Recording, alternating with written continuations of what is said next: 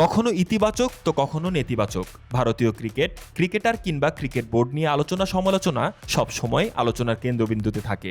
এবার বিতর্কিত এক বিষয়ে ভারতের ক্রিকেট অঙ্গন আবারও আলোচনায়।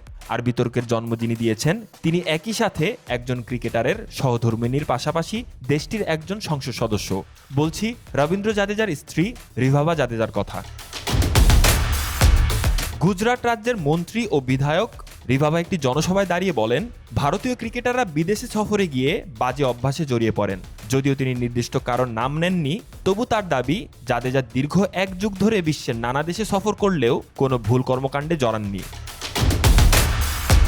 রিভাবার এই বক্তব্য প্রকাশ্যে আসতেই সামাজিক যোগাযোগ মাধ্যমে তুমুল আলোচনার সৃষ্টি হয়। ভারতীয় দলের ড্রেসিং রুমের ভেতরের আচরণ ও দলীয় সংস্কৃতি নিয়ে এমন সরাসরি অভিযোগ আগে কোনো মন্ত্রী বা খেলোয়াড়ের পরিবারের সদস্যর কাছ থেকে শোনা যায়নি। সম্প্রতি ছড়িয়ে পড়া এক ভিডিওতে শোনা যায়, গুজরাতের ধারকা অঞ্চলের এক জনসভায় রিভাবা বলেন, তার স্বামী লন্ডন, দুবাই ও অস্ট্রেলিয়া সহ বিভিন্ন দেশে খেললেও কখনো কোনো আসক্তি বা খারাপ অভ্যাসে জড়াননি, কারণ তিনি নিজের দায়িত্ব বোঝেন।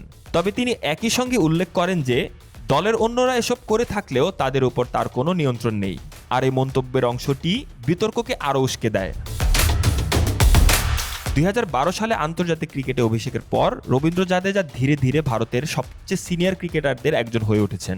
3 ফরম্যাটে দীর্ঘ অভিজ্ঞতা ও 37 বছর বয়সেও নিজেকে ফিট রাখার সক্ষমতার কারণে তিনি এখনও দলের গুরুত্বপূর্ণ সদস্য।